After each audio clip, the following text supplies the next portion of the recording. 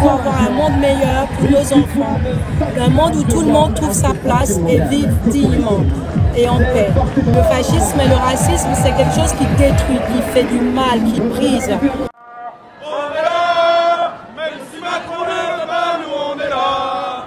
Et pour tous les immigrés, et pour tous les sans-papiers, même si Macron ne veut pas, nous on est là.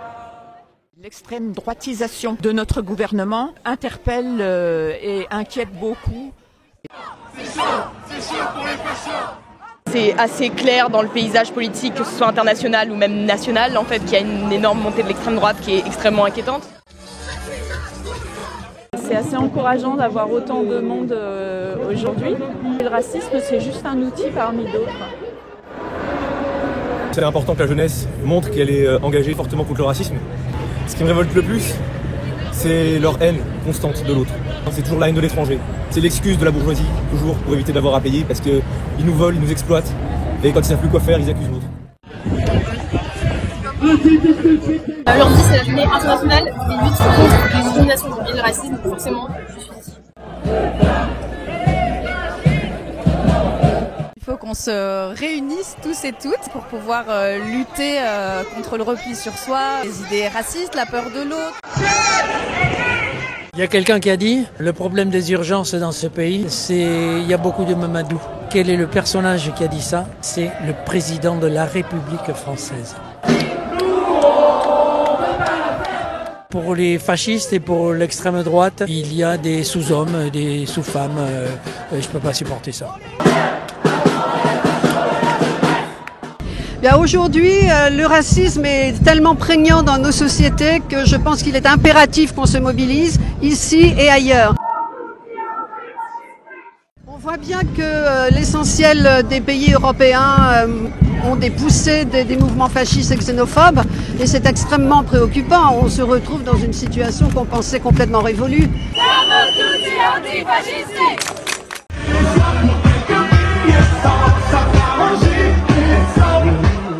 La parole raciste se libère partout, voilà, sans parler des médias, elle est vraiment présente dans nos quotidiens et on en a un petit peu assez.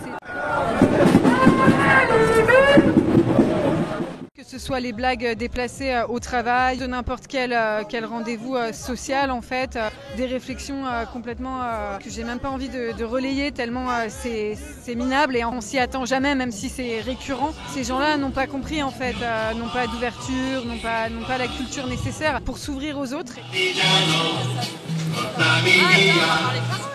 Le racisme progresse, mais le fascisme progresse. Il y a évidemment la première puissance mondiale qui devient complètement fasciste. Par exemple, Trump, pourquoi a été élu et que les gens élisent de plus en plus l'extrême droite, c'est grave pour le monde en fait.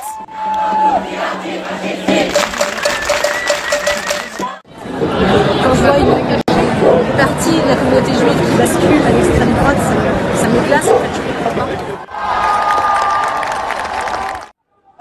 Ce qui me fait peur, c'est que ça se rapproche aussi de plus en plus de nous. Dans les jeunes aujourd'hui, quand tu discutes avec eux, tu te rends compte quand même que c'est pas des trucs de niche, quoi. C'est vraiment des idées qui se répandent sur les réseaux sociaux, etc. Et c'est juste terrifiant quand t'es un peu mobilisé à gauche et que du coup, même dans ton fil d'actualité, tu vois que ça. Ils jouent sur des codes qui touchent beaucoup certaines personnes aujourd'hui. C'est pour ça qu'il faut qu'on soit ensemble, qu'on lutte ensemble et qu'on soit soudés malgré la criminalisation des mouvements sociaux.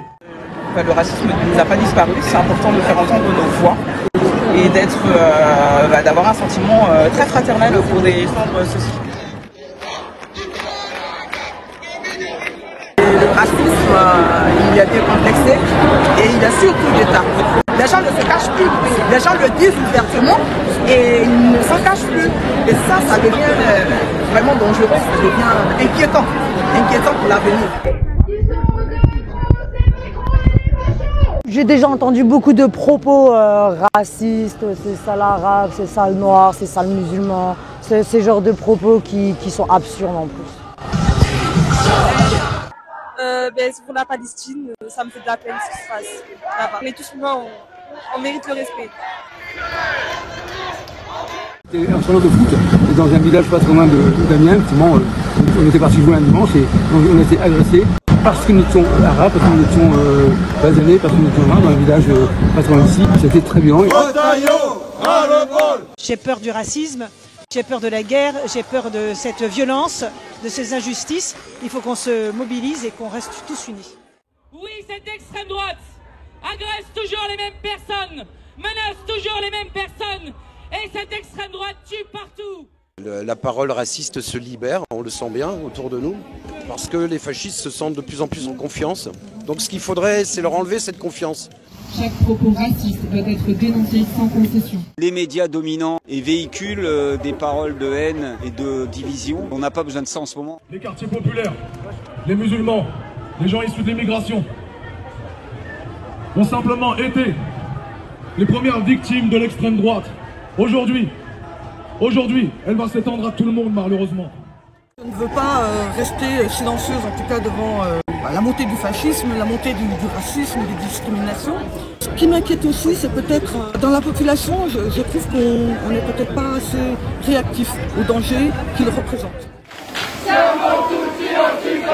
C'est important de se mobiliser pour réapprendre à s'aimer les uns les autres. Peu importe nos différences, il faut s'aimer, point barre. La question de l'antiracisme est une question vitale pour des millions d'entre nous. Et pour unir notre peuple, nous devons éradiquer toutes les formes de division. Et nous ne laisserons certainement pas celles et ceux qui sont les premiers relais du poison raciste nous donner la moindre leçon. Cette mobilisation, c'est une mobilisation, une démonstration d'amour. On ne parle pas assez d'amour en politique. Mais on ne peut pas venir en politique sans amour.